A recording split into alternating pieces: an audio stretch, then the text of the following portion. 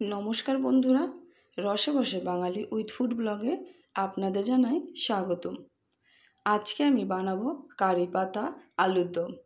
আলুর দমটা আমি সাউথ ইন্ডিয়া স্টাইলে করব। এই আলুর দম খেতে দারুণ হয়। এখন জ্যৈষ্ঠ মাস, আর মাত্র কয়েকদিন পরেই জামাই ষষ্ঠী। তো জামাই ষষ্ঠী স্পেশাল কারি পাতা আলুর দম আর গরম গরম লুচি সকালের জলখাবারে পরিবেশন করুন। একঘেয়ে ছোলার ডাল লুচি না দিয়ে এই আলুর দম দিয়ে লুচি বা পরোটা পরিবেশন করুন। গরম গরম লুচি হলে তো কোনো কথাই নেই। তো চলুন দেখে নিই। প্রথমে একটা মশলা তৈরি করে নেব। এখানে হাফ কাপের একটু বেশি দিয়ে দিচ্ছি টক দই, 1 চামচ ধনে গুঁড়ো, 1 চামচ দিয়ে দেবো জিরের গুঁড়ো, আর হাফ চামচ পরিমাণ লঙ্কার গুঁড়ো, পরিমাণ মতো দিয়ে দেবো হলুদ গুঁড়ো।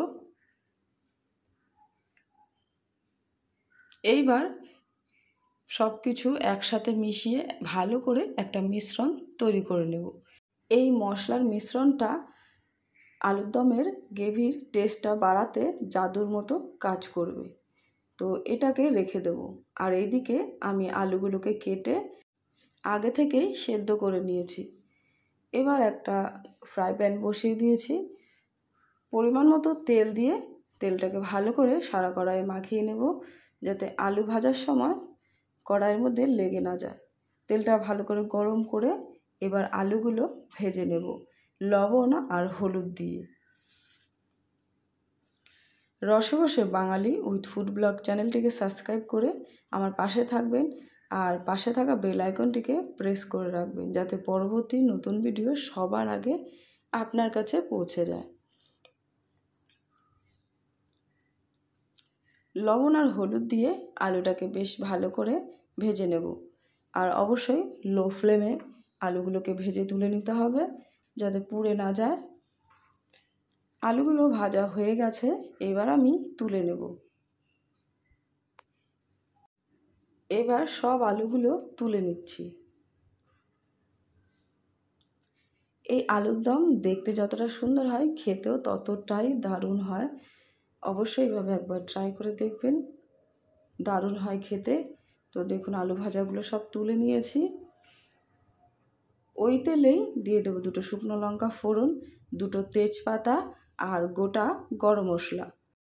গোটা গরম মশলার মধ্যে 3 থেকে 4টে এলাচ, 3 থেকে 4টে লবঙ্গ, 2 টুকরো দারচিনি আর গোটা জিরে।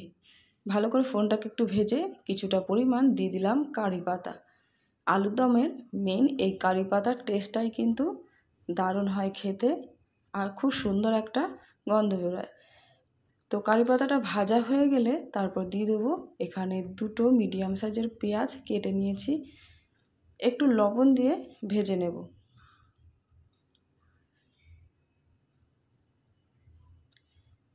তো আমি এইভাবে নাড়াচাড়া করে পেঁয়াজটাকে ভেজে নেব। দেখুন অনেকটাই ভাজা হয়ে গেছে। এবার দিয়ে দেবো এখানে একটা টমেটো পেস্ট। আগে থেকেই টমেটোটাকে পেস্ট করে নিয়েছি। আর দিয়ে দিচ্ছি 1 চামচ পরিমাণ আদা বাটা। ভালো করে নেড়ে চেড়ে কিছুক্ষণ ভেজে নেব, তাতে কি টমেটো আর আদার কাঁচা গন্ধটা চলে যাবে।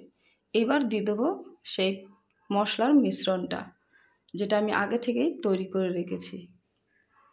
তো দিয়ে আবারও মিশিয়ে নিচ্ছি। আর এভাবেই 1 মিনিট মতো আমি মশলাটাকে কষিয়ে নেব।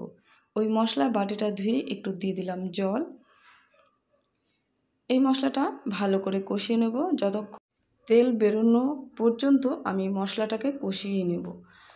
তো দেখুন আস্তে আস্তে তেল ছাড়তে শুরু করে দিয়েছে। আর এর মধ্যে দিয়ে দিচ্ছি 1 চামচ পরিমাণ কাশ্মীরি লঙ্কার গুঁড়ো। তো লঙ্কার গুঁড়োটা দেওয়ার পর আমি আবারও নেড়ে চেড়ে 1 মিনিট মতো রান্না করতে থাকবো। এবার দিয়ে দেবো হাফ চামচ পরিমাণ চিনি। এই চিনিটা সমস্ত মশলার টেস্টটাকে ব্যালেন্স করবে। তো দিয়ে দিচ্ছি ভেজে রাখা আলুটা দিয়ে কিছুক্ষণ নাড়াচাড়া করে কষিয়ে নেব। এই আলুর দম কিন্তু ফ্রাইড রাইস, পোলাও বা ভাতের সাথেও খেতে ভালো লাগবে। আর দিয়ে দিচ্ছি ধনে পাতা কুচোনো। কিছুটা আলুর দমে যদি একটু ধনে পাতা পড়ে তবে আলুর দমের টেস্টটা কিন্তু দারুণ হয়। তো আবারও নেড়ে চেড়ে নিচ্ছি। দেখুন কত সুন্দর কষানো হয়ে গেছে। এবার পরিমাণ মতো দিয়ে দেবো জল। জলের পরিমাণটা অবশ্যই নিজের পছন্দ মতো।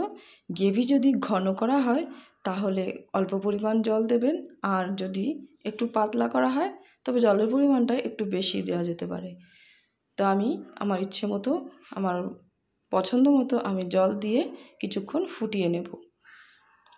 তো এইভাবেই ফুটতে থাকুক, আর আমি মাঝে মাঝেই একটু নেড়ে চেড়ে দেবো যাতে নিচে দিয়ে না লেগে যায়।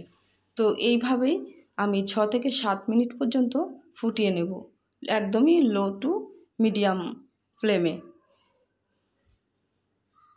এবার দিয়ে দেবো একটু কেসুরি মেথি। কেসুরি মেথিটা দেওয়ার পর আবারও মিশিয়ে নিচ্ছি।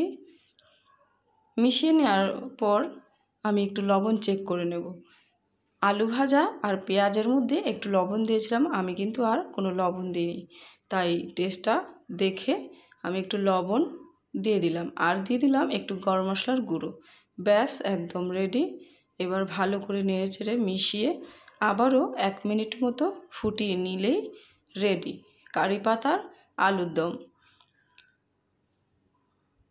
তো দেখুন কত সুন্দর কালার এসছে, আর দেখতে যতটা সুন্দর খেতেও কিন্তু তার থেকেও বেশি টেস্ট হবে। তো আজকের রেসিপিটা কেমন হলো অবশ্যই কমেন্টে জানাবেন। ভালো লাগলে লাইক করবেন, চ্যানেলটিকে সাবস্ক্রাইব করবেন। তো আজকের ভিডিও এখানে শেষ করছি। সবাই ভালো থাকবেন, সুস্থ থাকবেন। আবারও দেখা হবে নতুন ভিডিওর সাথে, নতুন রেসিপির সাথে।